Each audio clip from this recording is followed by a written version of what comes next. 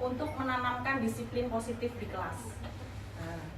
Jadi tempat ibu-ibu pastinya sudah melakukan disiplin positif, yaitu dengan budaya positif, seperti yang satu hal yang paling simple ya Bu, berdoa sebelum dan sesudah belajar. Pasti setiap sekolahan menggunakan itu ya Bu ya.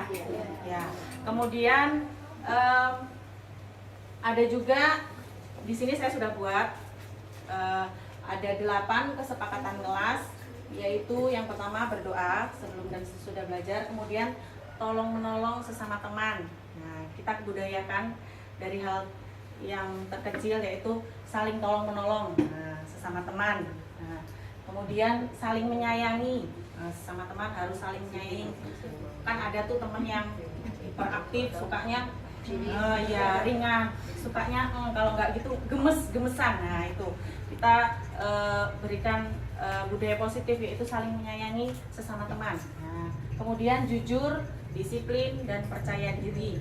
Nah, kemudian saling menghargai sesama teman, sopan santun. Nah, sesama teman harus saling sopan santun. Kemudian dengan bu guru juga harus sopan santun ya. Kemudian mencuci tangan sebelum dan sesudah makan, ya kan Bu.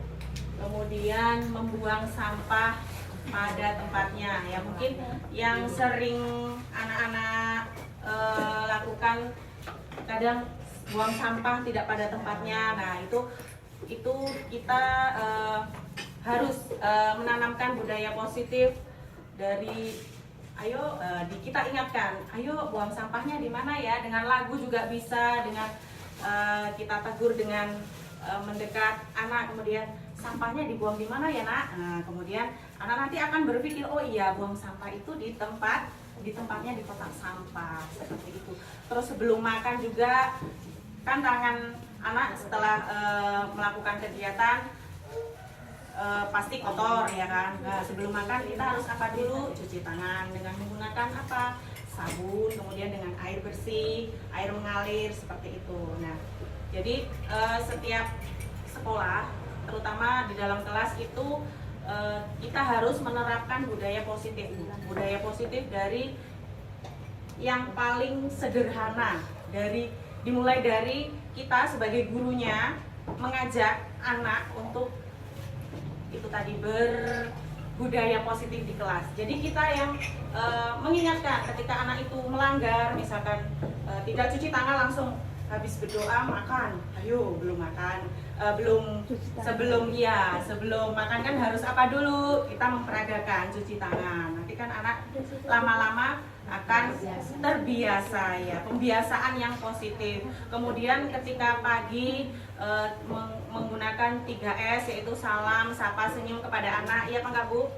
Ya, jadi ketika anak datang kita sambut dengan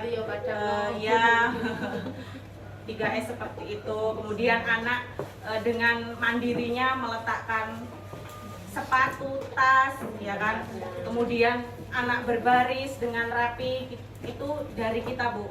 Yang paling utama dari kita dulu, baru nanti kita terapkan ke anak, seperti itu.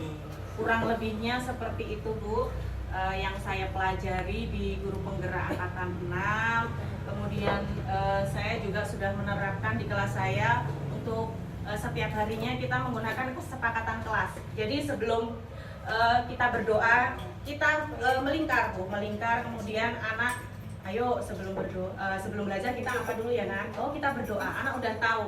Sebelum belajar, sebelum kegiatan dimulai kita berdoa dulu. Nah, setelah berdoa baru kegiatan kita mulai, seperti itu dan seterusnya.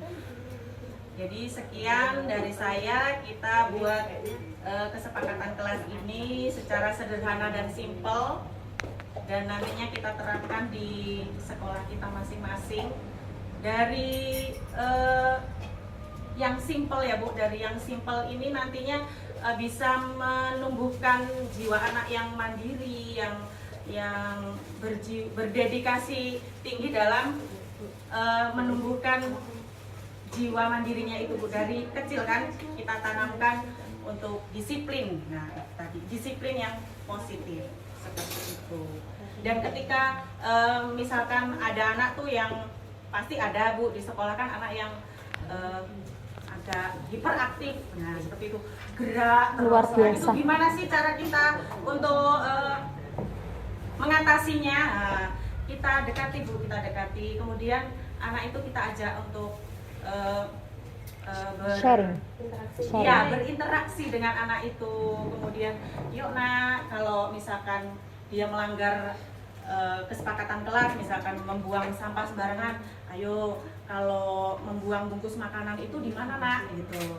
Kita kasih lagu juga bisa, ayo Bu, ayo kawan semua jaga lingkungan kita, jangan engkau merusaknya, buang sampah di tempatnya. Nanti ada temennya pasti yang ngajarin, oh buang sampah di tempatnya, misalkan Reva buang sampah di kotak sampah, nggak di bawah meja gitu. Itu nanti anak dengan sendirinya akan timbul budaya positif di situ. Jadi kita menggunakan bahasa yang tidak ya mendiskriminasi ya Bu, dalam arti bahasa yang misalkan dengan bahasa yang kurang baik ya Bu. Misalkan saya hukum kamu nanti kalau tidak membuang sampah. Nah, itu tidak boleh Bu. Jadi kita sebagai guru itu di kelas manajer Bu, manajer, fasilitator. Jadi yang memfasilitasi anak di dalam kelas itu kita yang memanajeri. Jadi kita gunanya memanajeri perilaku anak yang ada di dalam kelas. Jadi baik buruknya kita yang mengaturnya. Nah, seperti itu. Jadi ada caranya. Jadi membimbingnya menjadi lebih baik dari yang tadinya tidak suka buang sampah pada tempatnya. Pada akhirnya kita berikan budaya positif setiap harinya. Jadi dia dengan sendirinya nanti bernalar kritis kan, mikir oh iya buang sampah di tempatnya, seperti itu. Kurang lebihnya seperti itu Bu. Mohon maaf jika ada salah kata dalam. Oh, sudah unduh sertifikat? Alhamdulillah. Siapa? Aku udah unduh sertifikat? Keren. Tenan Bu Sal? Belum. Suruh mengadakan aksi nyata lagi. Kita biar gimana pun itu harus tetap kita laksanakan ya Ibu. Iya. Tapi di luar dari itu kita